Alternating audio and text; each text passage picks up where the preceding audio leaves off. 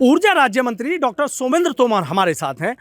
मंत्री जी, देख रहे हैं कि अखिलेश यादव कुंभ के आंकड़ों पर सवाल खड़ा कर रहे हैं, कह रहे हैं कि फर्जी आंकड़े हैं सरकार के। देखिए, पूरे विश्व के अंदर इससे बड़ा धार्मिक आयोजन नहीं होता।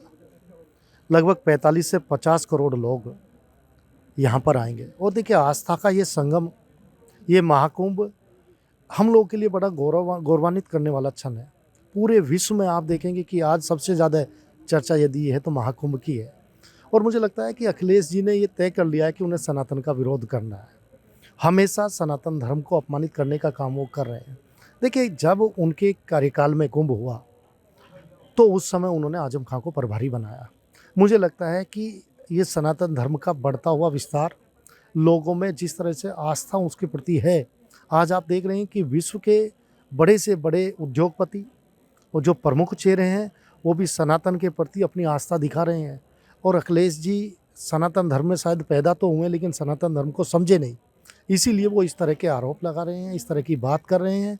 और मुझे लगता है कि एक तरफ वो हरिद्वार में जाके गंगा में डुबकी लगाते हुए अपने एक्स पर भेज लिखते हैं, लेकिन उसके बाद वो सनातन धर्म के बारे में, महाकुंभ के बारे में, जिसकी आज पूरे विश्व में चर्चा हो रही है, इस तरह का बयान देकर कहीं ना कहीं सनातन धर्म को अपमानित करने का काम कर। मिल्कीपुर उपचुनाव पर कहीं ना कहीं जो अधिकारी हैं उनकी तैनाती पर भी सवाल खड़े कर रहे हैं। देखिए, उन्हें सीधे दिख रहा है प्रदेश की जनता ने जिस तरह से उन्हें नकारा।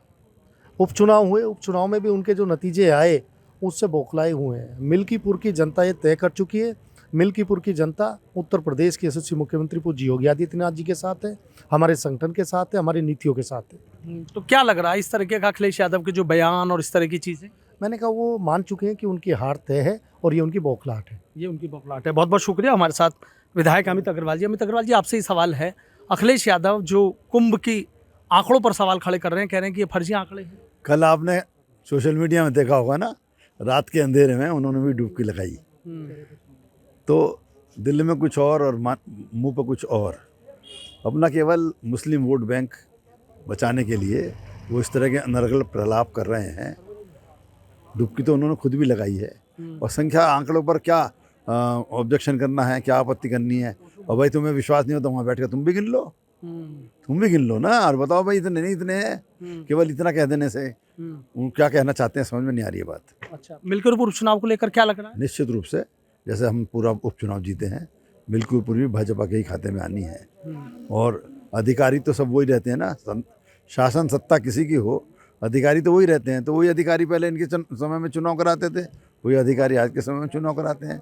वही ईवीएम तब चुनाव कराती थी, जीत गए तो चुप रहेंगे और हार गए तो ईवीएम पर ठीकरा फोड़ेंगे। ये कहना महानगर अध्यक्ष है सुरेश जंडितुरा। सुरेश जी, वही सवाल है कि कुंभ के आंकड़ों पर अखिलेश यादव सवाल खड़े कर रहे हैं, फर्जी बता रहे हैं। देखिए, वहाँ पर अभी आप देख लीजिए जो व्यवस्था वहाँ पर बनाई गई है, जितने लोग वहाँ पर पहुँचे हैं, और जो पूरे विश्व के अंदर, देश में नहीं पूरे विश्व के अंदर जो एक महाकुंभ के प्रति एक आकर्षण पैदा हुआ है, ऐसा आकर्षण आज तक पैदा नहीं हुआ। और जितनी संख्या में आज लोग धर्मावलंबी पहुँचे हैं, इस बात की गवाही है कि इतना बढ़िया जो महाकुंभ का आयोजन है पहले कभी नहीं हुआ जो अब होने जा रहा है।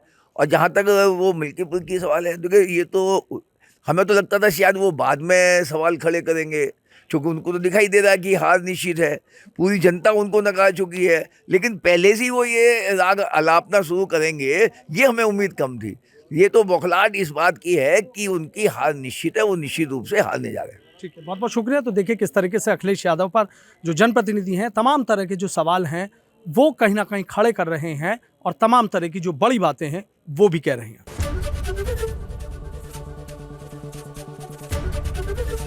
एबीपी गंगा, खबर आपकी, जुबान आपकी।